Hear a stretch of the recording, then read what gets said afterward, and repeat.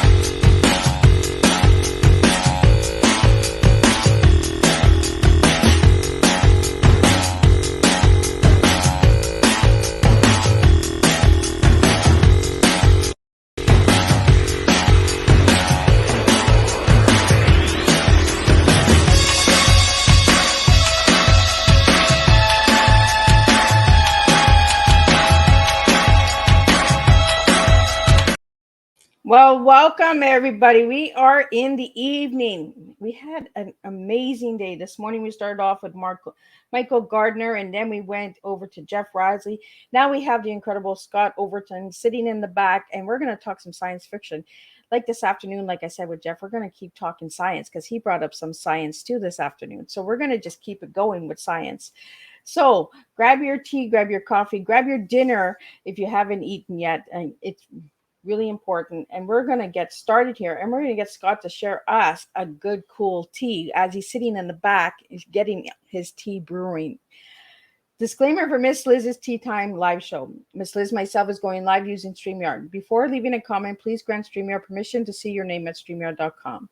Please be advised that the content brought forward for any Tea Time show hosted by myself, Miss Liz, is always brought forward in good faith. However, may bring forward dialogues and opinions that are not representative of my platform. The facts and information are perceived to be accurate at the given time of airing. All Tea Time guests and audience participants are responsible for using their good judgment in taking any action that may relate to the discussion. The content brought forward may include discussion for some where they may be emotionally at risk, and it is significant to know that the show is engaging in forms only to offer and inspire awareness and connection, and is not providing therapeutical advice.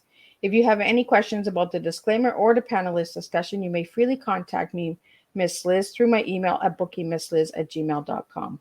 Moving forward, should you choose to voluntarily participate in tonight's show in any aspect, I myself, Miss Liz, welcomes you. And should you decide that the show is not made for you at this time, I respect that, and I will see you at a later show at a later date and time. And again, all tea times are done on Thursday in 2023, unless it's a rescheduled tea time, then it'll be on Monday or Tuesday. Now, a little bit on Scott Overton. As you've seen in the intro video, there's science fiction, there's broadcasting. He's in Northern Ontario. Everybody knows Miss Liz is from Hearst, Ontario. I'm a Northern girl. So tonight we're going to talk a lot of Ontario and a lot of good things that a lot of people might not even know exist in Ontario, in the northern part. So we're going to get Scott in here. He is a broadcaster, previous morning show host, radio host, author of science fiction. He is an incredible community service volunteer. He's done amazing things with Easter seals and all of that good stuff. He decided to write science fiction. Where'd it go? Scott's first novel was a mystery thriller, Dead Air, is set in the radio world and was shortlisted for a Northern Light Award in Northern Ontario, Canada. Though trained as an actor in university, Scott left the stage and screen behind to become a broadcaster, and then finally pursued his lifetime desire to be a science fiction writer. Since then, he has taken the readers to strange places, including the human bloodstream in his science fiction novel debate, The Primus Labyrinth, a science fiction thriller that reviewers compared to the work of Michael Crichton. I think I'm saying it right, Crichton. I'll get him to say it when he's out here. And his novel Naïda chronicles a reluctant hero with an alien being living inside of him. And for more on Scott's incredible books and all of that, we're going to talk about that during the show today, this evening.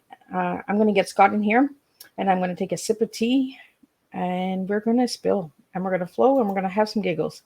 So welcome, Scott. Well, thank you very much for having me, Miss Liz. It's great to be here. Today is just one of those days where I'm just off. I think I'm just rambling and I'm all over the place. I'm not sure what the heck is going on. I think maybe it's the moon. It's got to be a power moon or something out there. So Scott, tell us a little bit about who you are and as a little guy and who you are now. Well, you mentioned a lot of my background being in radio for more than 30 years altogether. But when I was a kid, I loved reading science fiction, and my father was a big fan of science fiction. So we would read the same books, and we'd have a big discussions around the dinner table around tea, because we'd have tea after dinner, and we'd be sitting around drinking our cups of tea and talking about science fiction. So that was a perfect lead up and preparation for us here tonight, Liz. I mean, it's a perfect fit.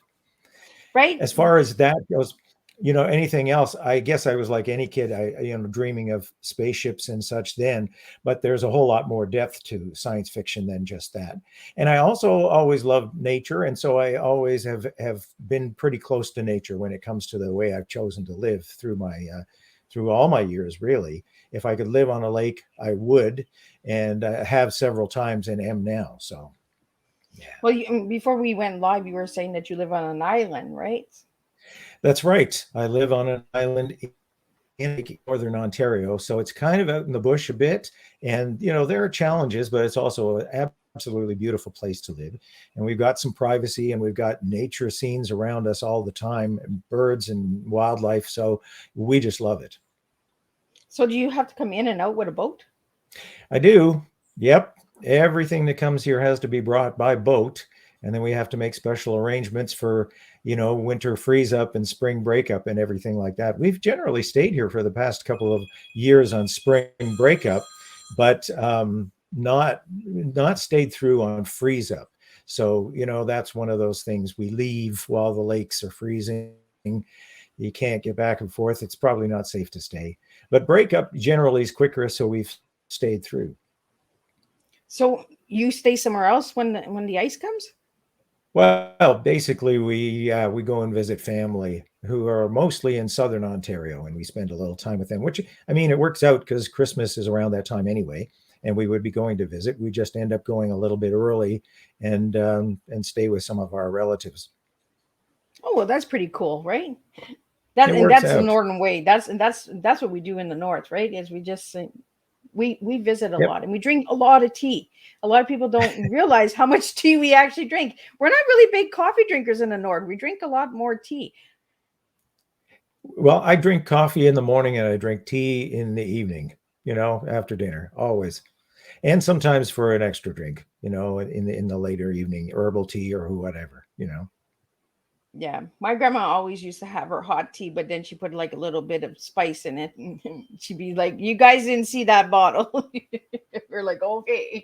I don't do that too much, but still, I can't say I never have. So, Scott, you started off with mystery and thriller. What got you into science fiction?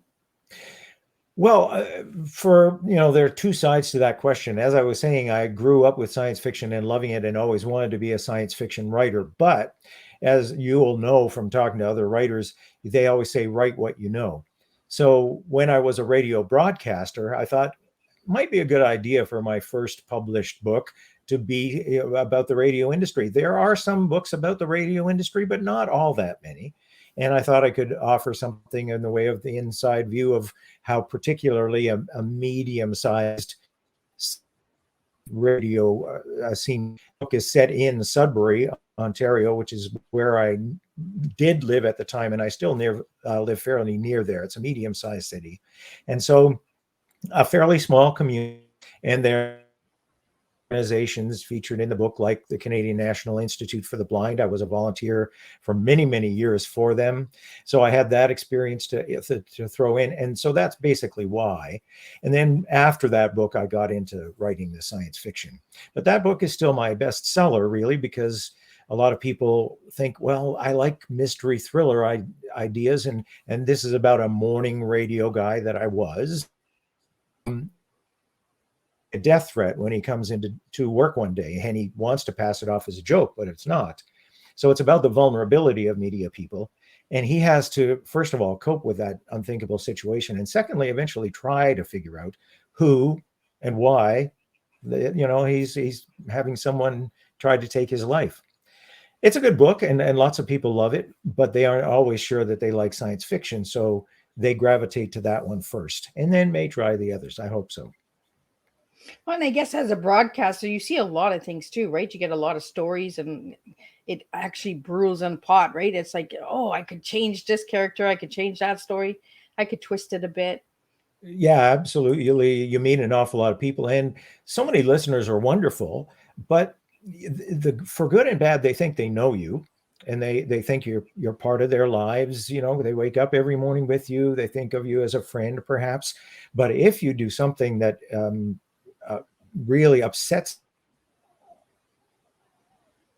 inadvertently, unintentionally, you offend someone, and then they got their back up. And if they have any issues anyway, anger issues or who knows what, it can be a problem. I never had any kind of threats like that myself, but I did know another morning man whose young daughter was stalked on her way home from school and such, and that's a disturbing thing.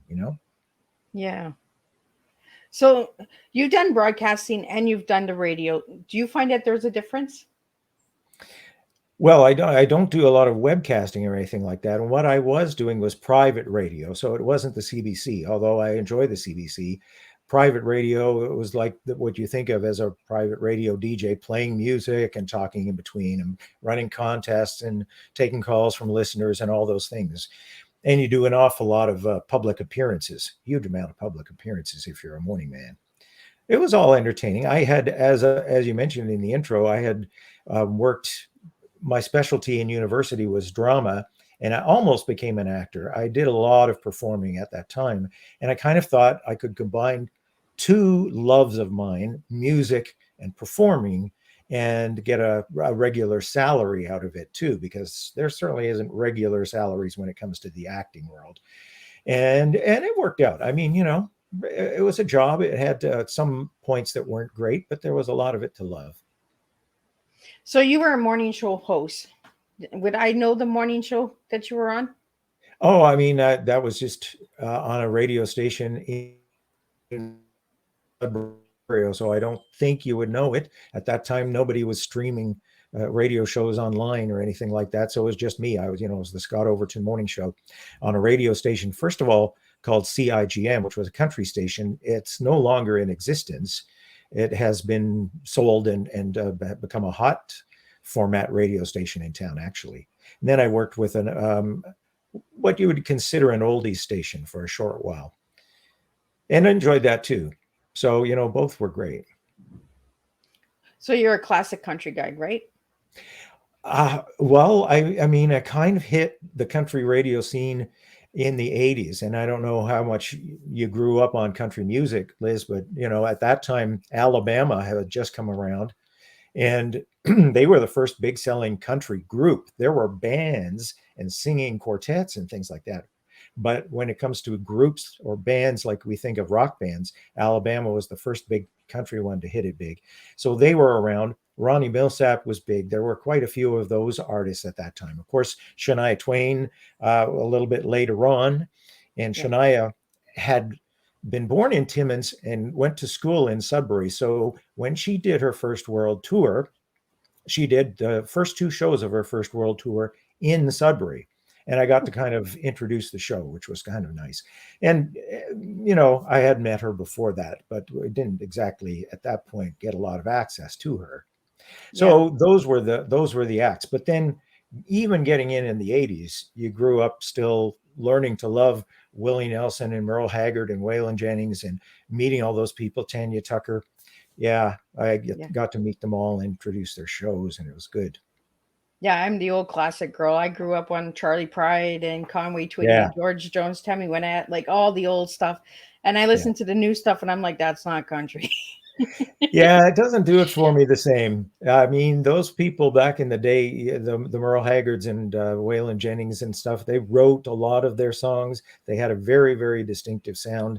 And now there's just a lot of it that does sound a little too much alike to me. But, times change. So, who was your favorite artist? Who is my favorite musical artist? Yeah, classic country. Gee, that is a tough one because I did love Ronnie Millsap. I also Oh, loved a band called Restless Heart, they were good. who weren't as big as Alabama, but they had some really great stuff. And there were a lot of others that were favorites of mine who were Canadian acts, like Michelle Wright and Patricia Conroy was very big. But the band Prairie Oyster were friends of mine too. So there were a lot of them in that day that had a lot of success. And we would see them fairly often, every couple of years or whatever, they'd be in town. So we'd be able to get a chance to get together. But as far as that goes, there were so many really good ones. Loved Garth Brooks, of course, Alan Jackson, Ronnie. I'm thinking Randy Travis. So many people would have loved Randy stuff, and it really was a lot of crossover material too that hit well. Yeah, great acts. So, could you ever see yourself bringing a country artist into one of your science fiction novels? That has never crossed my mind. I never have thought of that. I don't know. That could work. I suppose you could find a way to make that work. Well, we had Yeah. some really good legends I mean, back then, the right? whole concept is, yeah, the original, the kind of characters or who's a real original, right? They live life their way and they tell it like it is. And, you can certainly see that kind of character fitting in almost any kind of story, really. Yeah.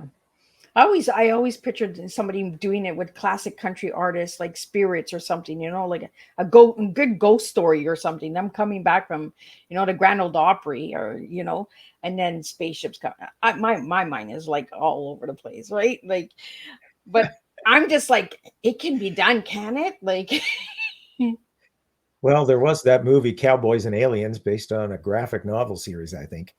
I don't think country music fit into that in a big way that I recall, but you never know. You could try it again. You might hit something really big there, Miss Liz. yeah. Well, you never know. It might be your next book, Scott. I'll have to think about it. You'll be like, oh, that Miss Liz. Get all the song lyrics. Actually, that's always a problem. My novel Dead Air, when I originally wrote it, my first one, I wanted to put in all kinds of song lyrics because it fits for a radio format sort of thing. I had all the song lyrics picked out, little snippets of great pop songs of the time, and I couldn't do it because it was just going to be too expensive. You have to get the rights to every single one. And I just can't. It would have been great though. Yeah, just going outside of the box, just thinking outside of the box and doing it. That's what aliens do, right? That's what spaceships is all about, right? They're different, they're unique. They come and they glow. So I want to talk a little bit about your book, Scott, because you have a few books, but I want to talk about the latest book that you have out that's in the promo video. Let me see. I got it here. Augment Nation. Augment Nation. Yeah. So let's talk about that one.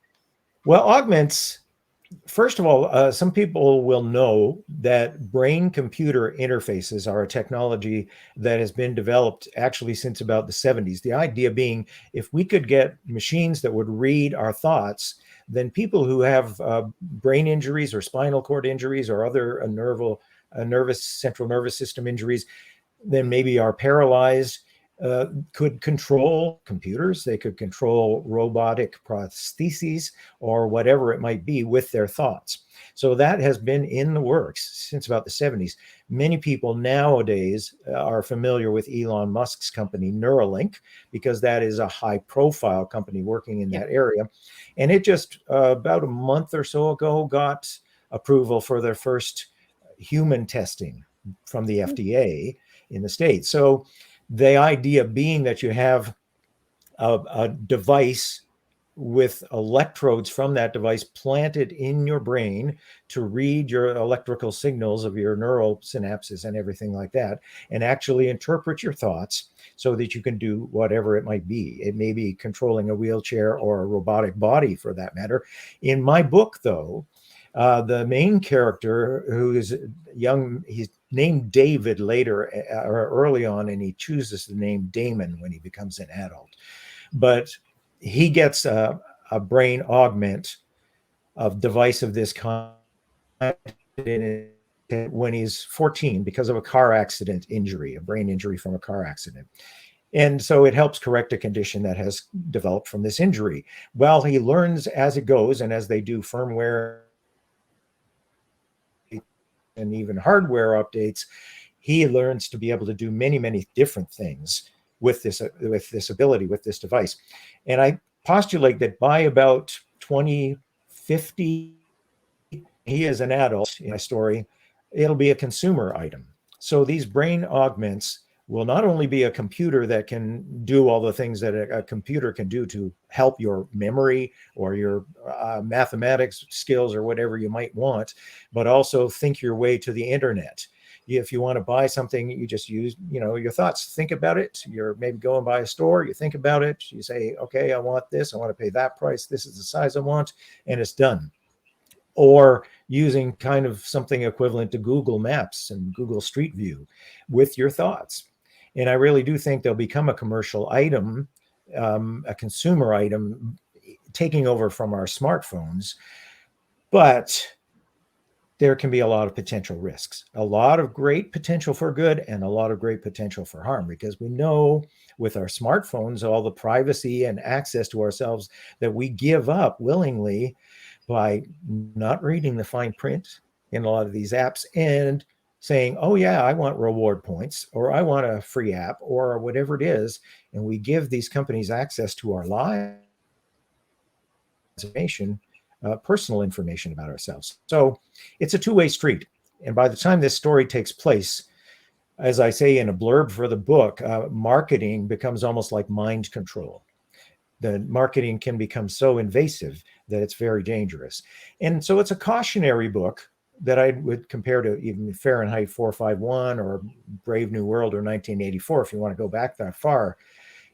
This is a technology that is coming, and we have to make decisions about how we want it to work and how we want it to be restricted and regulated before it gets here, or we could be in trouble. The laws are always behind technology. And this is going to be a very, very powerful and potentially very dangerous technology. So we have to get working on it. So what got you into that? Well, science fiction, as many authors will tell you, may be set 100 years, 1,000 years in the future, or the very near future. Essentially, though, in reality, it's about today. It's about our lives, our society. So this book is really about our smartphones and the risks that we find with that. And although I don't get into the AI thing, artificial intelligence, because to me, the idea of having a device that works with your thoughts and actually has another personality there could be very schizophrenic. I didn't really want to go there, and I don't think people would want to go there. But the technology is still one of those things that has, as I say, huge potential.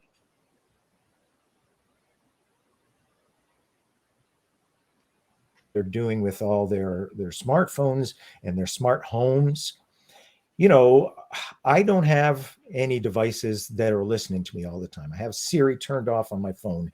I don't have any Alexa at home or, Google Home or any of those things. And people might think, oh, I'm a Luddite. I don't like technology. That's not true. I just don't like the idea that everything that's going on in my home is potentially being recorded, listened to, shared with someone else. So it's a privacy thing, not an anti-technology thing. Yeah, I feel the same way, right? That why should they have all of that access to the private home? Yeah, And I mean, my daughter has the Google where she gets the lights turned on and she puts the music on, and I'm like seriously, can you not move around? Can you not turn the switch off? yeah, So I don't talk much when I go visit my daughter because I'm always thinking this thing is recording me and it's going to probably do some blurb like Miss Liz has said this, da da da da da da da. So I'm just like, what we got? Give me a cup of tea. there are anecdotal stories where in homes have been taken by some of the people in some of these workplaces that monitor these things and potentially recorded, potentially get in the wrong hands. How much truth there is, I don't have the proof on hand, but I don't want to take a risk personally. If you have this device listening for you to say, "Hey Alexa," or "Hey Siri," then it's on. It's on and it's linked to some central server somewhere. You can't say that it's not listening. It is listening Yeah. because it's listening for you to say that word and then do what you do immediately. You're not going to wait for some long 30-minute boot up when you say, "Hey, Alexa, tell me where the nearest pizza restaurant is." You want that instantly. So it's got to Yeah. be listening and hooked up constantly. Yeah. That's where my fear comes in with technology. That's just a little bit over too much for me. It's in breaching my privacy. Like it's coming in my bubble, and I don't like it at all. My daughter thinks it's hilarious that I'm just like no. And series I had on my phone when I first got it, and the thing was answering me, and I was like, I'm not even talking to you. Like, and my kids are laughing. They're like, "Mom, you're having a conversation with your phone." And I was like, "Well, that thing is answering me. I don't know how to turn it off. Turn it off."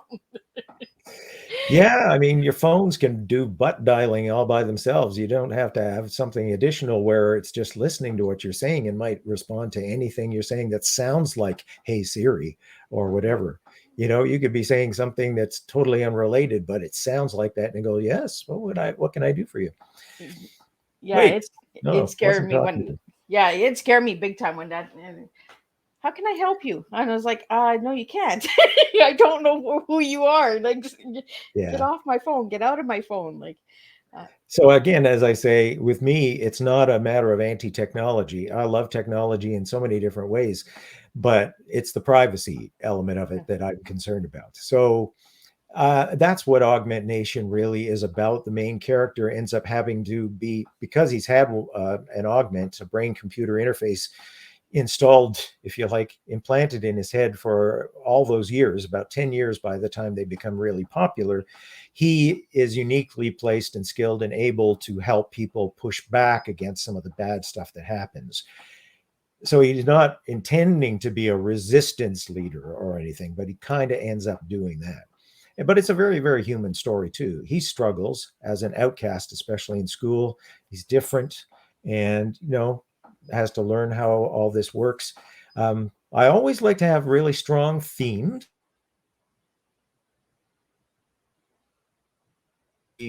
technology issue, strong characters and very human stories in science fiction. I don't like just thinking of what's the next action yeah. thing I can make happen. I put lots of action in the books. Don't get me wrong; they're thrillers, but yeah, I mean, there's more important stuff in there. They're deeper than that. So is there any time travel in this book? Not in that book, but I have explored time travel. Not only in short stories, but I have one that has a time travel element, and it's a novel called "The Dispossession of Dylan Knox." And that's a long title, and I don't know whether people warm up to it a lot. But Dylan Knox being this character that ends up having multiple personalities in his head, and he's no longer there. And the way it happens, the very first page, the strong female protagonist runs into her old high school flame, Dylan Knox, and says, "Dylan, and she goes to give him a hug, and he says, "Have we met before?" That sends a red flag up right away, and she has to investigate and realize he acts like totally different people every time she spends time with him, and wonders, who are these people, where or when did they come from, and what's their agenda. And while she finds herself kind of falling for him again, who is she falling in love with, and is she going to have to betray him to the authorities as a security risk? So there's a lot in there too. And it's giving away a little bit to say there's a time travel element in there. But yeah, I have love other time manuscripts travel. that haven't been published yet that have more overt time travel in them. Yeah, Yeah, I it's love yeah, it's a time great travel. concept. Yeah. Well, I've written some short stories as well. I have a short story collection. I've had quite a few published in. Some of them are time and space oriented and technology oriented and dark or disaster stories. And some of the time travel ones, I have one where basically these people in a future where climate change has really ravaged things get on board this time train and travel back to our time and try to fix things little bits at a time to try to improve their own time. If they can fix what we did wrong, one day at a time, they commute on this train. They commute on this time train back to our era, more or less, and try to fix things so that their era has breathable air and stuff like that. It's kind of a cool story. It's almost like Back to the Future, or a little bit different. Well, anything could be related, I suppose, to Back to the Future. That's a classic movie, a wonderful movie. Right? That was good acting back then too. Yeah. We need all the old classics. I'm like an old soul. My grandma tells me that all the time. I'm an old soul. Scott, I did notice that you have 3 books that are called Beyond the Time, Beyond the Technology, and Beyond the Stars. That's right. Yes. Well, when I put them out, I decided I wanted to have something inexpensive for people to buy online as ebooks. And so I gathered 3 stories on a theme in each of those ones. So, there's the first one was Beyond the Stars. So that's 3 stories of star travel, space oriented stories. And then Beyond Time is time travel stories, essentially. One of them it'd be kind of, well, I'd have to explain it. And the other, Beyond Technology, is various things related to technology. I have a couple of others that are mini ebook anthologies as well. And one is called Disastrous because they're disaster stories. And the other is called Body of Opinion, because Body of Opinion is one dark story in there where a guy actually gets a replacement body that he thinks is grown in a vat. And it turns out it was actually previously owned, shall we say. So that one's a little bit different. But I collected all those 15 stories from those mini anthologies and put them in a 15-story paperback. So it's just available. It's just called Beyond as a paperback. So the 3 of them are all in one book. Yeah, well, those 3 anthologies are in that book as well as 2 others. So essentially you got 5 mini collections that are only available as ebooks. But if you want all 15 stories, you can buy them as a paperback. Oh, well, that's pretty cool. Yeah, and I noticed on your website, Scott, that you said for the price of a takeout, you could buy some books. So I found that was really interesting. True, Well, ebooks, of course, I mean, the big publishers charge a larger price for ebooks. But even though my first book was published by a traditional publisher, and other ones I've published since then, but they are $5.99. And that's the price that I charge for them. It's just a very low price for a novel. And the ebook collections, I think, are $2.99 or $1.99. Now I can't even remember. Actually, my first one, Disastrous, is always free, unless Amazon decides not to do that sometimes. But yeah. Yeah, Amazon, they pick and choose what they want to do with our books. Well, they're supposed to, match the price everywhere else. So if you put it free everywhere else, technically they'll make it free. But sometimes you kind of look and go, wait a minute, you're charging people for that one. Okay, I'll fix it if I can. But yeah, $5.99, and I generally charge. I think my paperbacks are $22.95. And as a Canadian yourself, you'll know that Canadians get charged a lot more than the American price. Yeah, and yeah. Same. I try to keep them the same for both Americans and Canadians, even though there is a big difference in our dollar, the value of our dollar. That's just something I try to do to help our fellow Canadians a little bit if I can. Yeah. Well, the exchange rate is always a killer, right? Everybody's like, "Oh, it's only $9.99 US." Yeah. When we do the exchange, it's almost $18. You know, Yeah, it's well, $8 more, $8 to $10 lately. Like the prices are ridiculous. The exchange rate, I think it should be straight across the board. Everybody should pay the same. yeah. Well, of course, there's the whole monetary trading market, Yeah. which I don't think should happen. I don't think you should be able to trade in a country's currency, but it's not my call, not my charge. So Scott, I want to get into your tea because we're already halfway through the show. So I want to get to know what your tea is. So if I give you the letter TEA, what three words would you give me starting with those letters? Hmm. Yeah. Well, the E I could be certainly entertaining, and the T could be thought provoking. That works because I try to make all my work both thought provoking and entertaining. And the A could be action because there's certainly action in them. Um, Maybe that works. I Yeah, I guess that could work. that does align with what you just said about your book, right? Is the thoughts It and does. that. So yeah, see, I told you you'd get it. That's just how easy it is when we just let it flow like a good cup of That tea, right? works. Yeah. Well, I think the best science fiction is thought provoking. Like I said, big issues that relate to our own lives, and they should get you thinking. They can be Yeah. entertaining, they can be escapist. Sure, have fun with them, no doubt about it. But at the same time, they should also get you thinking because they really start with that. They start with a what if. What if this was the case? What if we could travel through the human bloodstream? Because that's what my first science fiction novel is. It was kind of an homage to a movie called Fantastic Voyage back in the 60s, had Raquel Welch in it. And it was a really, really good science fiction movie. And but it had a shrink ray. So they shrank a submersible and then it traveled through the bloodstream. I thought shrink rays aren't going to happen, I don't think. So how would you do it? Well, with nanotechnology, they are actually making devices that they hope to be able to control in the bloodstream to deliver drugs to a specific site or instrumentation to a specific site. And all I did was actually postulate a real submersible type thing that's controllable like a submersible in the ocean. And the pilot controls it through virtual reality.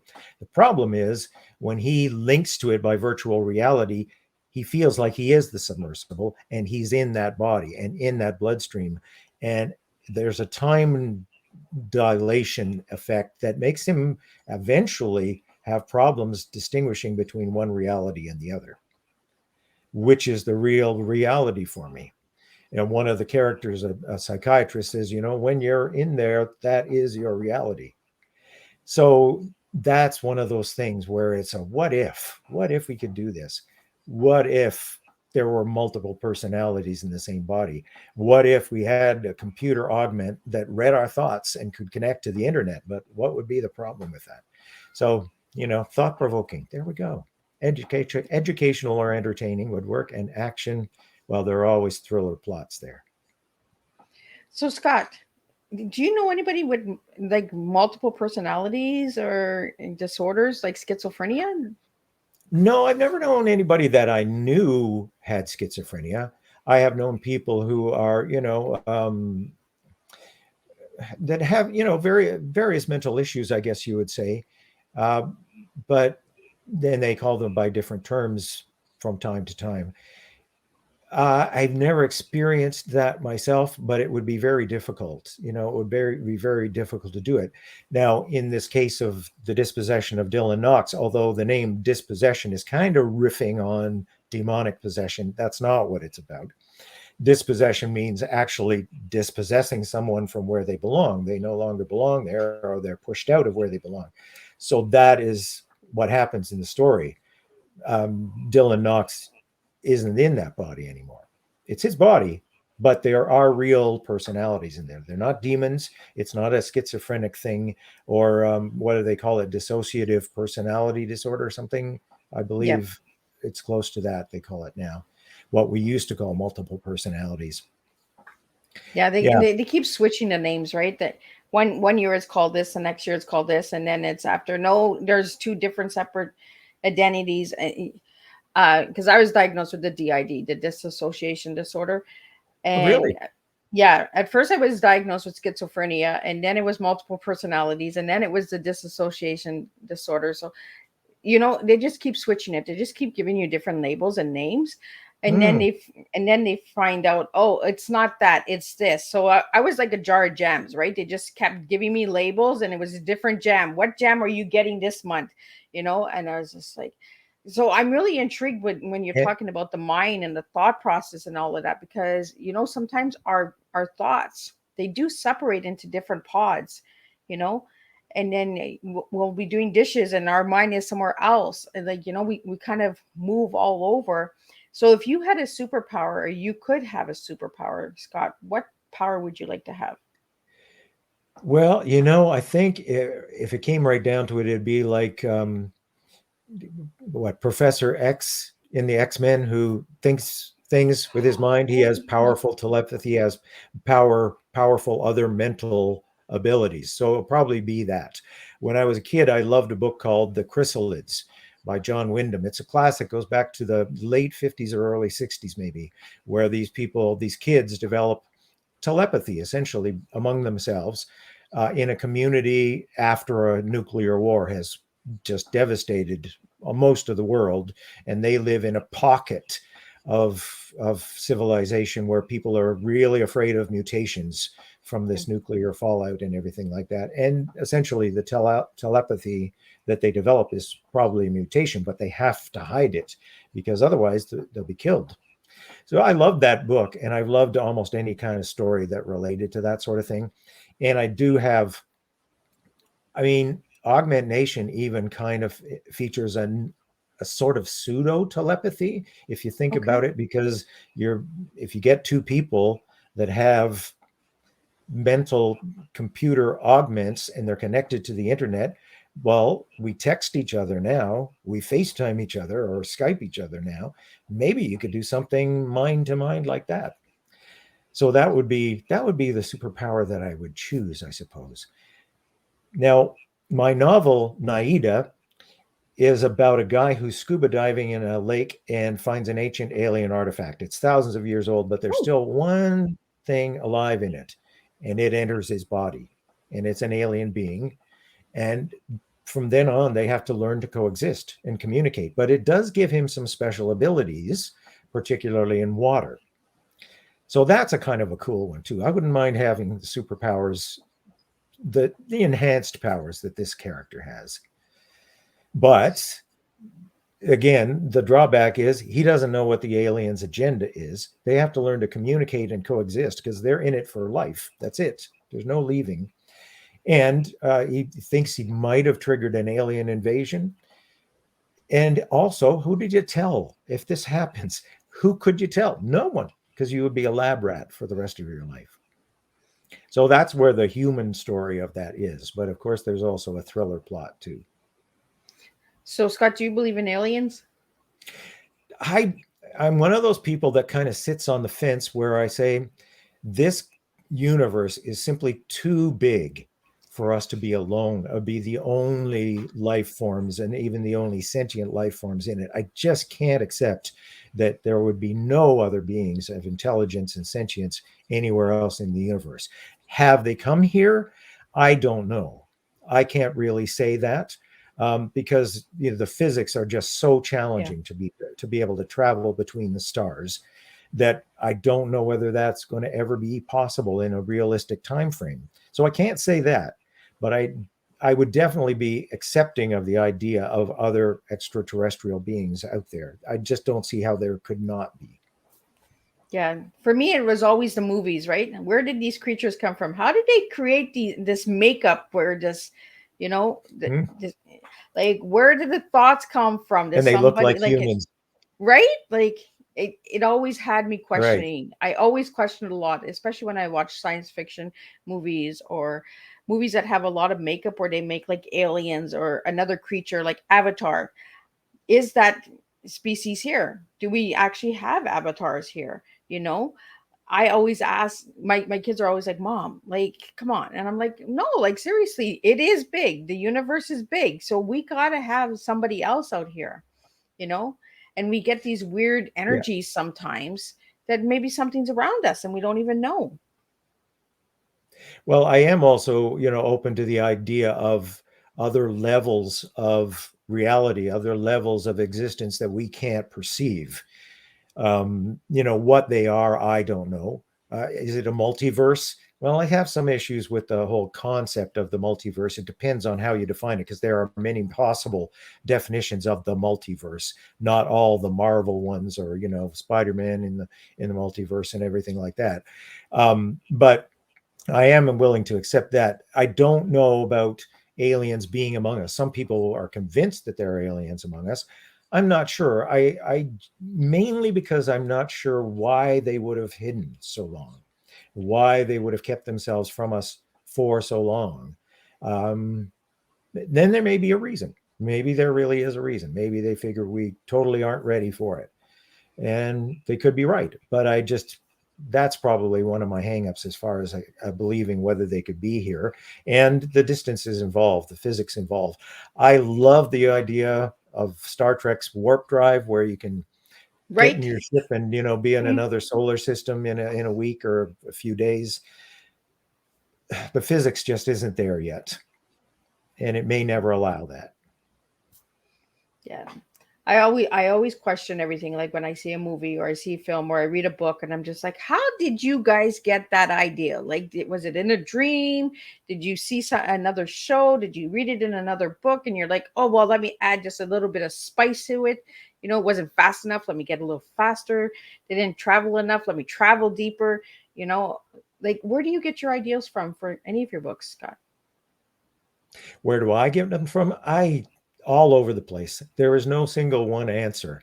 Sometimes something I'm reading or seeing or watching, will trigger an idea. But again, like a what if?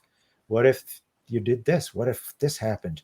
I've got a book coming out that I think will be out within the next month. I haven't been Oh, able to. I haven't quite finished with my editor on it, and I hire a professional editor to go through it very, very thoroughly. So it's as good as anything on the shelves. And we're not quite finished, very close. So it'll be out before, I think, the end of September or early October. And it's called Indigent Earth. The idea of that one is the one percenters, the rich people, the powerful, abandon the earth because it's been so damaged with climate change and pollution and everything else you can think of. They leave it, they abandon it and go and live in space colonies that they tell everybody are going to be interstellar spaceships, but they lied. So they go to live in these space colonies out about the distance from the moon, promising to come back to the earth within 500 years to whoever survives that long, left behind. And so this story is set in the time that they've decided to come back. And one of the main characters is a man who lives in a very simple, primitive kind of village, but very comparable to what we think of as a First Nations reserve or reservation, forced into that kind of community. And the other character is someone from the space colonies, who she's a video presenter and actually part of the very high up social hierarchy. Fire and water, one of those fire and water pairings. But it's very much thematically about colonialism, as you might have guessed. wow. So, I'm looking forward to that, where the idea for that came from: colonialism. And, there are other different ones. I have another story where I think that maybe Elon Musk's Hyperloop idea was the impetus for it, because I kind of have people on a Hyperloop type train get launched into the future because of an accident. Uh, they come from all over the place. But the thing of it is as a writer, I write science fiction because I don't have ideas for the other kinds of stories. I don't get ideas for historical fiction or family dramas or any of those things. I don't Yeah. know how people could come up with ideas that are fresh about those topics. All the only fresh ideas I can come up with are kind of science fiction, oddly out there, off the beaten path kind of ideas. So when you were in school as And a little even then, boy, they're not always, so Scott, as a little Mhm. boy, when you were in school, what was your favorite subject in school? Oh my gosh, I don't even know. I mean, certainly I did like science, but I was really into English. I was really into reading and literature and everything like that. So I read voraciously even as a kid. I guess that'd have to be the answer. I never thought about what was my favorite class in school. That's really bizarre. Yeah, because Caught me off I'm guard. as you're talking and sharing about your books, I'm like, he had to have loved science, you know? Yeah, I mean, I certainly did. But again, it was the science fiction element of it. It's the what can be done with this? It's not Yeah. just, okay, this chemical added to this chemical makes this compound, but what can you do with that? Yep. If you're coming up with a technology that can read your mind and read your thoughts and control devices, what could eventually be done with that? How far could you take that? And that was the kind of thing that fascinated me and why I got into reading and writing science fiction. Well, it's like you said, right? There's more than just the chemicals, putting the two chemicals together and having a reaction. Science was also the numbers and the alignments and the dots connecting. Like you had to have certain things, and you had to dissect things. Like you had to pick the brains of a frog. Like you had to dissect the Yeah. frogs. Well, So you think about that, so many things are so amazingly complex. And if they were a little bit different, they wouldn't work. From living things to, physical processes to our whole ecosystem, really, as we're learning to our dismay. You mess up something in one way, and this entirely complicated system can be thrown off balance. And as many people have said, if one little component of physics was different, our whole universe wouldn't exist. It would be all hydrogen atoms. There wouldn't be any heavier elements of which we are made. If it weren't for stellar explosions, novas, supernovas, things like that, there wouldn't be any heavy atoms of which we are made, carbon compounds and things like that. And if things were just a little bit different, if the rules of science and physics were a little bit different in the universe, there'd be nothing but this hydrogen gas throughout the universe, nothing else. So yeah. it's fascinating when you get down to how things are made, how things work, what makes them tick, whether they're living or physical or mechanical. It's always really interesting. And I still get off on a lot of that reading nonfiction books about all those things. That's really cool. So, Scott, I asked you to give me one word to describe yourself as an individual, and you gave me unconventional. Unconventional. Why that word? For a lot of reasons, I think. I mean, not that many people would be at my age of life trying to be making a career in writing. I do live on an island, which, is not for everybody. It's kind of strange. Even my radio career was certainly not the mainstream sort of thing. And there are just a lot of different ways. My wife and I, when we first got married, we went off to live in a school bus that was converted as a camper to go and find some place in the bush to go live. It didn't really work out, but that was the kind of people that we were and still are. So yeah, just kind of unconventional. And not everybody would say that, I think, if they knew me, because of course you're putting on this business like persona when you're in the business world, you're Yeah, making public appearances or whatever. But I would say that it's a fairly good one word description anyway. I like it because it does describe you. It's just like your tea. It describes you to a T, you know. Hmm. So I asked you your favorite color, and you gave me the color royal blue. Why blue? I thought about that. I mean, it's a rich color. I love the blue of the sky. I love the blue of the ocean, the blue of lakes, blue of water, all of those things that are really peaceful and calming to me and speak of nature to me, I suppose. I also love green vegetation, and yet I wouldn't have picked green as my favorite color. So I don't know. I guess I think it must be the sky and the water element that just appeals to me so much about blue. Well, and you live on the water. I do, yeah, and I've always loved it, and I loved it underwater too. I mean, my wife and I don't scuba dive a lot anymore, but we used to, and I just love it. I think that, yeah, first of all, I encourage everybody who can to snorkel because with the dive mask you can see underwater, but then scuba diving itself, it is a whole other world. Northern Ontario lakes don't have all that much to see, but if you're going to someplace like the Caribbean and you go on a coral reef, I'm telling you, what's under the water can be much more beautiful than even all that gorgeous, gorgeous foliage up above, all the flowers and trees and everything, because they are just spectacular coral reefs. And so, yes, I love water. There's the short answer. There you go. See, it all aligns. This is what it is, right? Our tea all aligns without us even realizing that it aligns. The colors, the words, the descriptions, and I kind of figured science, but I think you like history too because you like to go back in time, like you have the time travel. So there's got to be some history liking as well.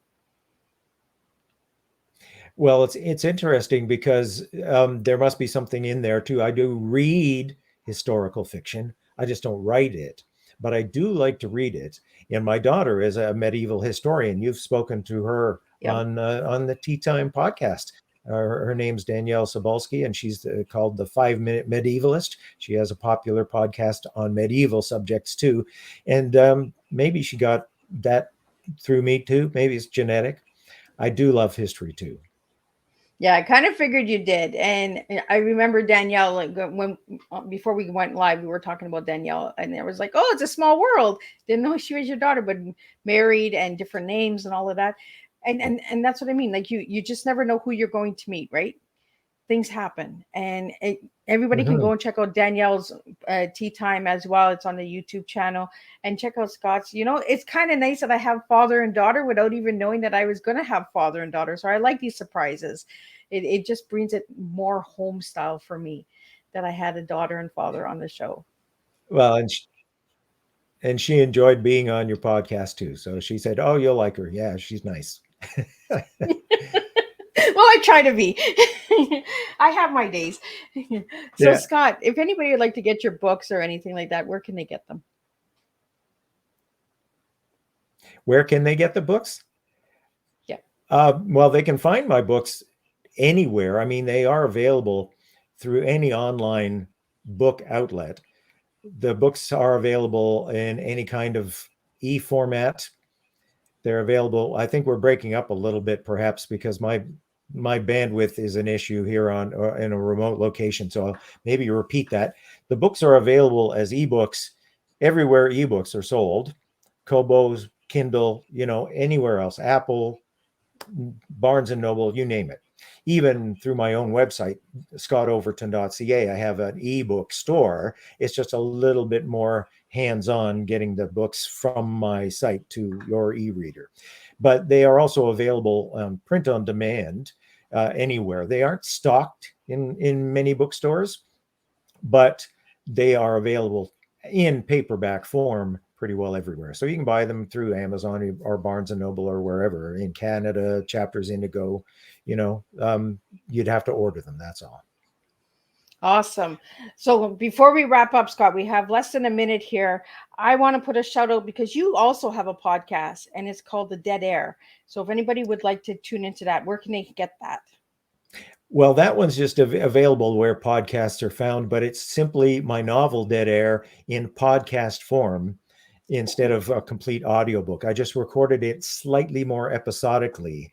So it's that book, and there's nothing updated. It's not updated regularly. It is that novel, but kind of created as a podcast, just a different way of taking that same content and enjoying it. Oh, awesome. So any final words before we wrap up? No, but I just to say, well, it's been a pleasure, and we've had a great chat. We could go on for a long time, I know, but I do hope everybody will check out my website, which is simply www.scottoverton.ca, SCOTTOVERTON, and it has book trailer links. It has links to where to buy the books. It has sample chapters of the descriptions, the own bookstore. It has some of the things in audio and some free stories in audio and text. and a whole lot there. So you can spend a lot of time there and certainly learn about everything I've written. Awesome. Well, I want to thank you, Scott, for sitting and having tea with me. And it's so an honor that I got to meet your daughter and you as well. I will be back next week, same time, same place, next Thursday. But we have a little switch up next Thursday. So pay attention to Miss Liz's Facebook page, because there's going to be a little surprise coming. And there's some more good news coming for all of the Tea Time guests that have been on Tea Time in the last 4 years. So there's lots and lots of surprises coming. So stay tuned. Check out Miss Liz's Facebook page. Check out the YouTube channel. And check out the website, www.misslizsteatime. And again, Scott, I really want to thank you for sitting and having tea with me tonight. And for all the viewers and listeners out there, I thank you. Without you guys, I would not be where I am today. So thank you so much for that. And stay tuned, because there's lots of good news coming for Miss Liz and all of the guests in the future.